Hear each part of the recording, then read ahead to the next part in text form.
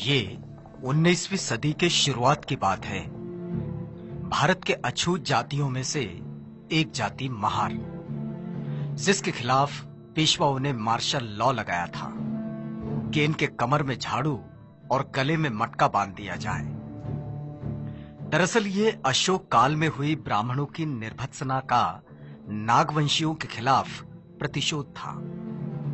वैसे तो महार जाति अपनी वीरता के लिए प्रसिद्ध थी, लेकिन जब संसाधन ही छीन लिए जाते हैं तो कोई भी विकलांग हो सकता है।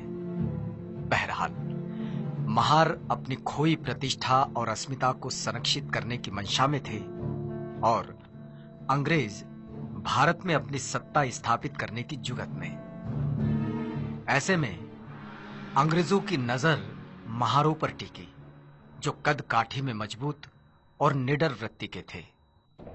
अंग्रेजों ने ब्रिटिश भारत की सेना में महारों के लिए दरवाजे खोल दिए और उन्हें फौजी शिक्षा भी दी।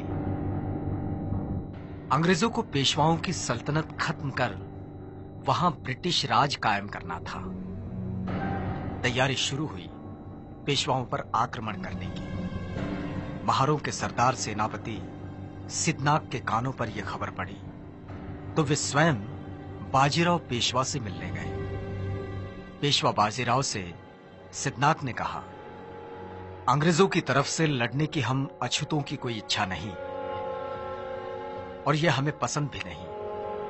यदि हम तुम्हारी ओर से लड़कर अंग्रेजों को यहां से भगा दें और यदि हम ऐसा कर लें तो तुम्हारे राज्य में, तुम्हारी सेना में हमारा स्थान क्या होगा।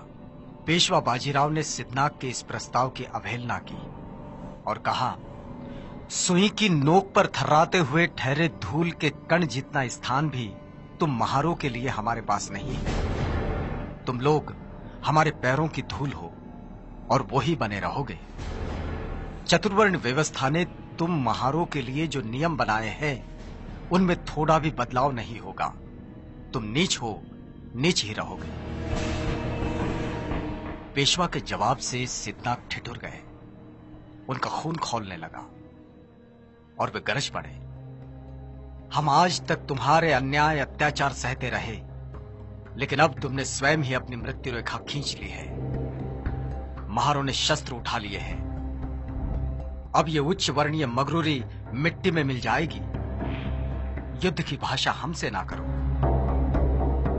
इसी माटी में जन्म हुआ है हमारा और यहीं पले बढ़े हैं हम। इस मिट्टी की लाज अब ना लूटेगी। अपने न्याय हकों के लिए युद्ध करना कोई पाप नहीं है।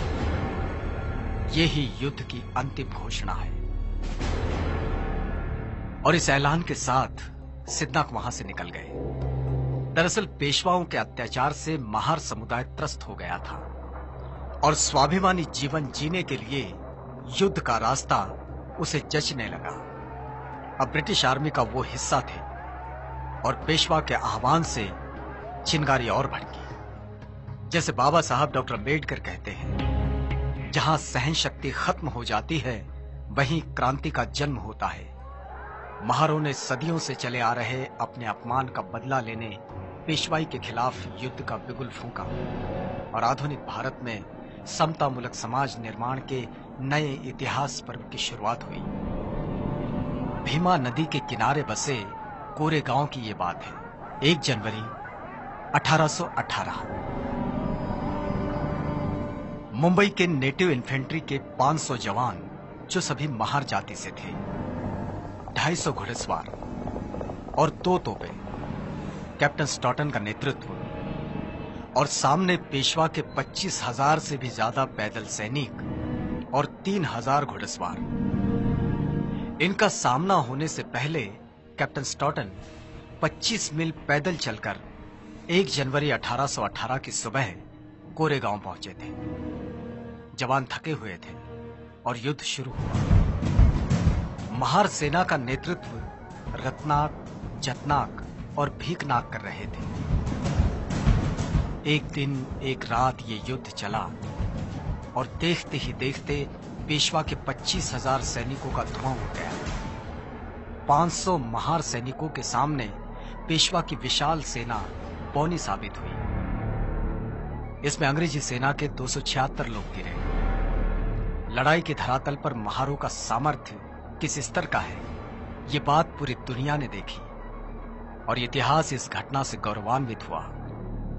युद्ध में वीर गति को प्राप्त हुए सैनिकों की शौर्य गाथा दुनिया के इतिहास में अमर हुई, जो भीमा कोरेगांव के इस 75 फीट ऊंचे विजय स्तंभ पर दर्ज है।